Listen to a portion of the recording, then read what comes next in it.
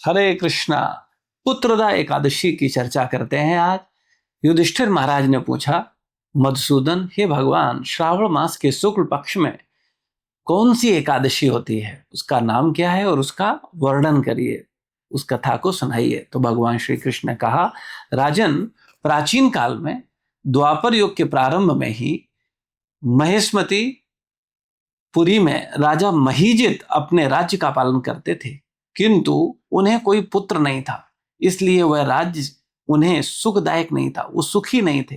राजा होकर के, राजपाट होकर के भी प्रसन्न नहीं थे, क्योंकि उनके कोई पुत्र नहीं था। और उन्होंने अपनी प्रजा के समक्ष अपनी चिंता, अपनी व्यथा को व्यक्त किया और प्रजा से बोलने लगे कि इस जन्म में मुझसे कोई पाप नहीं हुआ। मैंने अपने खजाने से अन्याय से कमाया हुआ धन नहीं जमा किया है। ब्राह्मणों और देवताओं का धन भी मैंने कभी नहीं लिया है। प्रजा का पुत्रवत पालन किया है। धर्म से पृथ्वी पर अधिकार जमाया तथा दुष्टों को वे बंधु और पुत्रों के समान ही क्यों न रहे हों दंड दिया है। शिष्ट पुरुषों का सदा सम्मान किया और किसी के द्वेष का पात्र नहीं समझा, किसी से द्वेष नहीं किया। फिर क्या कारण है जो मेरे घर में आज तक पुत्र उत्पन्न नहीं हुआ? आप लोग इसका विचार करें। राजा के ये वचन सुनकर प्रजा और पुरोहितों के साथ ब्राह्मणों ने उनके हित पर विचार किया और गहन वन में प्रवेश किया। राजा का कल्याण चाहने वाले वे सभी लोग इधर उधर घूमकर ऋषि सेवित आश्रमों की तलाश करने लगे। इतने में ही उन्हें मुनि श्रेष्ठ लोमस मुनि का दर्शन मिलता है। लोमस जी धर्म के तत्वज्ञ, संपूर्ण शास्त्रों के विशिष्ट विद्वान, दीर्घायु और महात्मा हैं। उनका शरीर लोम से भरा हुआ है। लोम मतलब रोम, रोम से भरा हुआ है। वे ब्रह्मा जी के समान तेजस्वी हैं और एक एक कल्प बीतने पर उनके शरीर का एक एक लोम गिरता है, विशीर्ण होता है, टूटकर गिरता है। इसलिए उनका नाम लोमस ऋषि हुआ। वे महामुनि तीनों कालों की बातें जानते हैं। उन्हें देखकर सब लोगों को बड़ा हर्ष हुआ। उन्हें निकट आया देखकर लोमस ऋषि ने पूछा, तुम लोग किस लिए यहां आए हो? अपने आगमन का कारण बताओ। तुम लोगों के लिए जो हितकर कार्य होगा मैं उसे अवश्य करूंगा। प्रजा ने कहा, ब्राह्मण, इस समय महीजित नाम वाले राजा को उन्हें कोई पुत्र नहीं हो रहा है और हम लोग उन्हीं की प्रजा हैं जिनको उन्होंने पुत्र की भांति पालन किया है। उन्हें पुत्रहीन देखकर उनके दुख से दुखित हो हम तपस्या करने का निश्चय करके यहां आए हैं। द्विजोत्तम, राजा के भाग्य से इस समय हमें आपका दर्शन मिल गया है।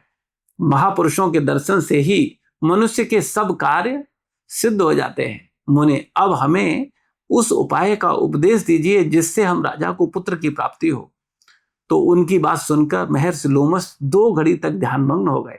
तत्पश्चात राजा के प्राचीन जन्म का वृतांत जानकर उन्होंने कहा, प्रजावृंद सुनो, राजा महीजित पूर्व जन्म में मनुष्यों को चूसने वाला धनहीन वैश्य था। वह वैश्य गांव में घूमकर व्यापार किया करता था। एक दिन ज्येष्ठ के शुक्ल पक्ष की 10वीं तिथि को जब दोपहर का सूर्य तप रहा था, गांव की सीमा के पास एक जलाशय पहुंचा। पानी से भरी हुई बावली देखकर वैश्य ने वहां जल पीने का निश्चय किया। इतने में ही वहां बछड़े के साथ एक गौ भी आ पहुंची। वह प्यास से व्याकुल और ताप से पीड़ित थी, अतः बावली में जाकर जल पीने लगी। वैश्य ने पानी पीती हुई गाय को हाँक कर दूर कर दिया और स्वयं पानी पिया। उसी पाप कर्म के कारण राजा इस समय पुत्रहीन हुए। किसी जन्म के पुण्य से इन्हें अकंटक राज्य की प्राप्ति हुई।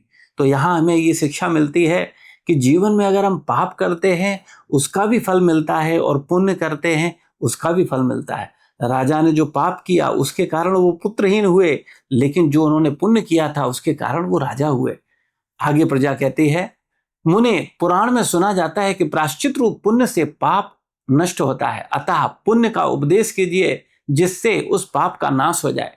लोमस जी बोले, प्रजाजनों, श्रावण मास के शुक्ल पक्ष में जो एकादशी होती है वह पुत्रदा नाम से विख्यात है। वह मनोवांछित फल प्रदान करने वाली है। तुम लोग उसी व्रत को करो। यह सुनकर प्रजा ने मुनि को नमस्कार किया और नगर में आकर विधि पूर्वक पुत्रदा एकादशी के व्रत का अनुष्ठान किया। उन्होंने विधि पूर्वक जागरण भी किया और उसका निर्मल मुख राजा को निर्माल्य जो प्रसाद है वो राजा को दे दिया। तत्पश्चात रानी के गर्भ धारण किया और प्रसव का समय आने पर बलवान पुत्र को जन्म दिया।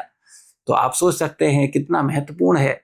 इसका महत्व सुनकर मनुष्य पाप से मुक्त हो जाता है तथा इस लोक में सुख पावक पाकर परलोक में स्वर्गीय गति को भगवत धाम को प्राप्त करता है। अगर विष्णु का भक्त है, भक्ति कर रहा है, पुत्रदा एकादशी के दिन नाम जप कर रहा है, गीता का पाठ कर रहा है, प्रचार कर रहा है, बुक डिस्ट्रीब्यूशन कर रहा है, तो निश्चित रूप से उसे एकादशी का पूर्ण फल मिलता है। क्योंकि एकादशी का मतलब है कि अपनी 11 इंद्रियों को नियंत्रित करके भगवान की सेवा किया जाए। 11 इंद्रियों से एकादशी के दिन पूर्ण रूप से ऋषि के स्वामी की सेवा की जाए तो निश्चित रूप से हम होंगे शुद्ध, हम होंगे पवित्र और एकादशी का लेंगे पूरा लाभ। तो आइए और हम और आप मिलकर के करें पुत्रदा एकादशी। जिनको पुत्र नहीं है वो भी पुत्रदा एकादशी का निरंतर पालन करके पुत्र प्राप्ति कर सकते हैं और ढेरों लोगों को पुत्र रत्न की प्राप्ति हुई भी है।